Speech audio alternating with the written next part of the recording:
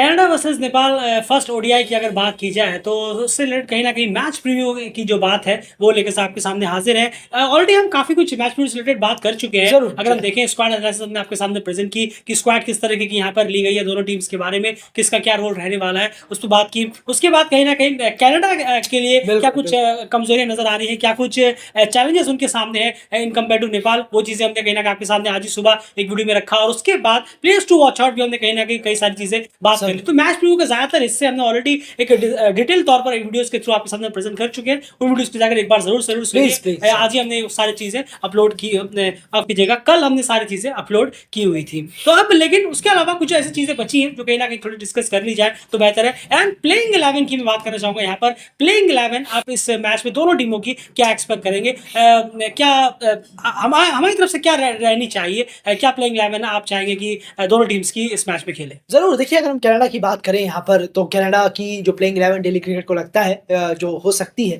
वो यही है कि साद बिन जफर, एरॉन जॉनसन, श्रेयस मोवा, श्रीमंथा विजयरत्ने जो विकेट कीपर हैं, युवराज सांबरा, निखिल दत्ता, हर्ष ठाकेर, डिनॉन हेलीजर जो मीडियम पेसर है, उदय भागवान मीडियम पेसर है, नवनीत धालीवाल और प्रगट सिंह। तो ये हमारी तरफ से डेली क्रिकेट की तरफ से पॉसिबल 11 पहले ओडीआई के लिए कनाडा। बिल्कुल। उसके बाद दूसरी तरफ नेपाल की बात करें तो कुशल और आसिफ हमें वापस से शायद ओपनिंग करते हुए यहाँ पर दिखेंगे।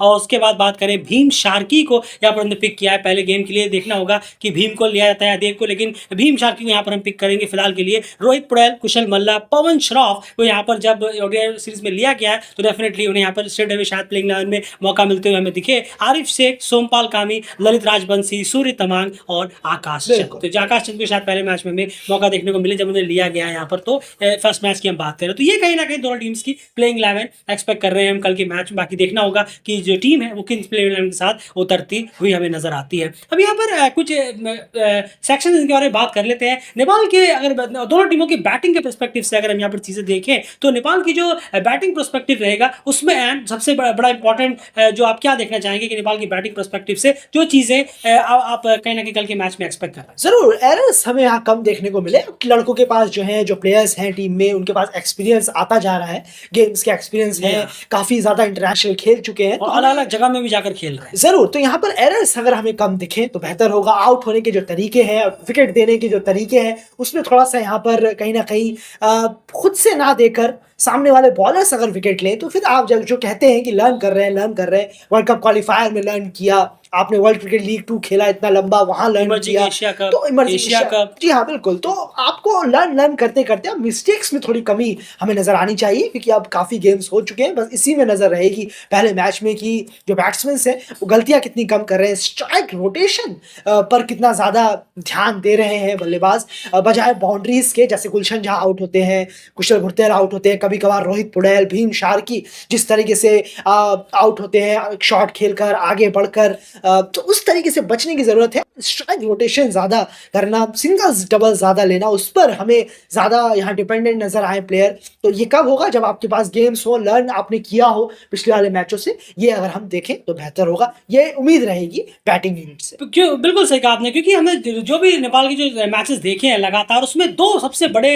रीजंस रहे हैं उनके, जो भी कहीं ना कहीं आउट होने के तरीकों में रहे हैं या फिर कहीं ना कहीं विकेट्स जो गिरे हैं वो कहीं ना कहीं हवा फायर के चलते गिरे हैं। उसके पीछे रीजन रहा है कि वो स्ट्राइक रोटेशन में बहुत ज्यादा लैग करते हुए नजर भूल जाते हैं। और वो चीजें क्या आपने सीखी है या फिर नहीं, ये कहीं ना कहीं कल के मैच में हम देखना चाहेंगे। और उसके साथ साथ यार एक और चीज बताए कि एरर्स जो है वो आपकी तरफ से कम हो, बॉलर का विकेट ज्यादा वो लगना चाहिए इन कंपेयर टू बैट्समैन का विकेट। वही कुशल आसिफ का बाहर जाकर पोक करके एज देकर आउट हो जाना, वो बहुत रिपीटेटिव सा लगने लगा है। क्या उसमें कुछ सुधार हुआ है या फिर नहीं हुआ है? कितने वो प्लेयर्स बॉलों को अच्छी बॉलों को लीव कर रहे हैं, स्ट्राइक रोटेशन किस तरीके का है, ये सारी चीजें चेक करनी होंगी अब। क्या कि इसमें उन गलतियों में कितनी ज्यादा काम हुआ है और कितनी ज्यादा इंप्रूवमेंट हुई है। वहीं दूसरी तरफ कनाडा की अगर यहाँ बात की जाए तो कनाडा की बैटिंग पर्सपेक्टिव क्या आप देखने वाले हैं कल के गेम में? जरूर देखिए, अगर हम बात करें पहले मैच में जब कनाडा उतरेगी तो पहले तो एक्साइटेड ज्यादा ना हो कि ज्यादा एक्साइटेड हो रहे हैं, नेपाल से खेल रहे हैं, और उम्मीद भी रहेगी कि शायद इतने एक्साइटेड नहीं होंगे, एक कैजुअल वे में रहे कि हाँ अब एक एक खुशी तो ज़रूर रहेगी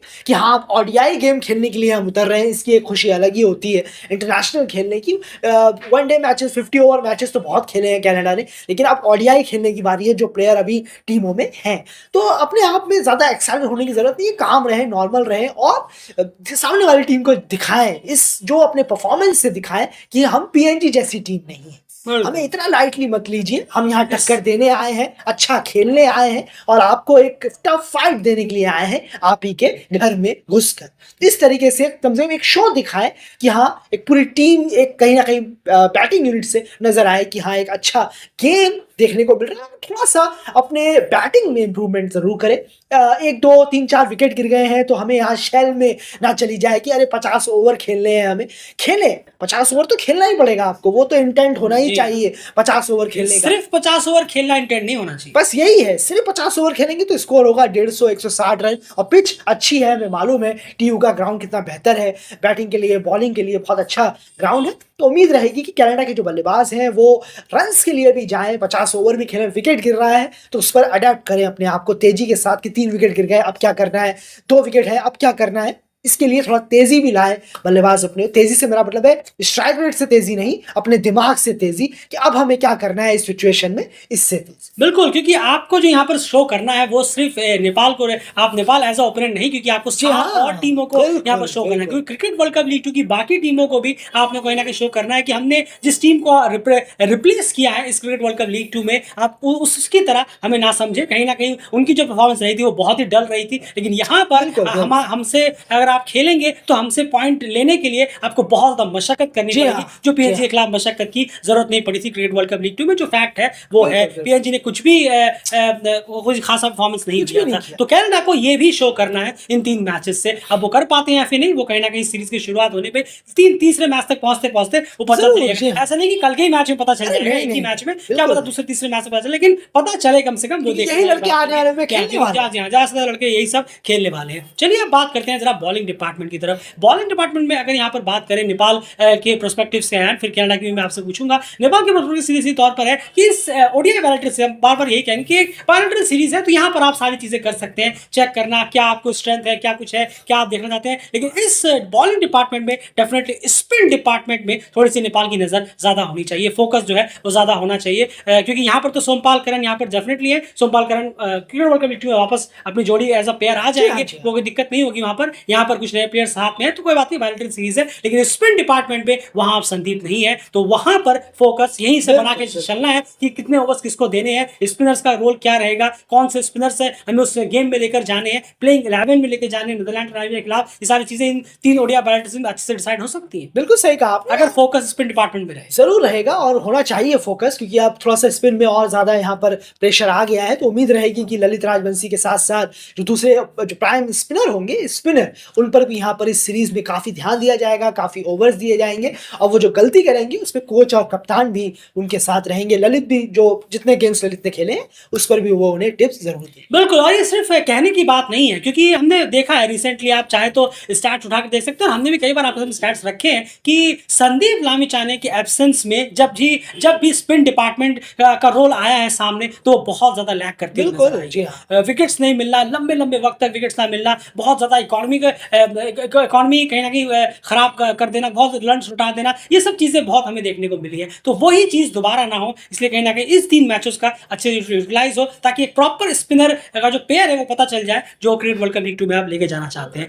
एंड कनाडा की बॉलिंग की बात कर रहे हैं, जरूर हमने बात की थी यहाँ पर कनाडा का, जी हाँ, और बात की थी, जी हाँ, एनालाइज किया था। तो उन वीडियो से जाकर जरूर एक बार सुनिए, बहुत डिटेल में वहां बात की गई है। लेकिन एंड फिर भी मैं चाहूंगा उसी चीज को आप शॉर्ट में एक बार रिपीट करें। जरूर पेसर्स के लिए यहाँ जिम्मेदारी जरूर है, स्पिनर्स में है हर्ष शाकिर, निखिल दत्ता, साद बिन जफर संभालने के लिए, लेकिन पेसर्स में यहाँ करीम सना नहीं आए हैं, तो इतने लंबे टूर में वो नहीं आए हैं, मार्च तक का टूर है, यहाँ वो है नहीं। तो अपने आप में कहीं ना कहीं बहुत बड़ा झटका है, ये एक सेटबैक है कनाडा के लिए, बाद में जुड़ेंगे वो। लेकिन अभी फिलहाल डेलॉन हेलिजर, ईश्वर जो सोही, उदय भागवान, इन जैसे यंग फेसेस पर ही है। डिलॉन हेलिजर तो पुराने हैं, उन पर काफी निर्भर करेगा कि वो नई बॉल का इस्तेमाल कैसे करते हैं, पेस का इस्तेमाल कैसे करते हैं, क्योंकि जो बाकी पेसर्स हैं वो अभी अभी जुड़े हैं और नेपाल और आने वाली और वर्ल्ड क्रिकेट लीग की टीमें हैं, उनका जो स्तर है वो थोड़ा सा ऊंचा है। कनाडा को भी उठाना होगा, पेस में काम करना होगा, वो पहले मैच में हमें उसकी जो थोड़ी सी ग्लिम्सेस है वो दिख जाए। बिल्कुल, तो चलिए ये कुछ बात करने के लिए थी और बहुत सारे डिस्कशंस थे जो हम ऑलरेडी हमने आपको बताया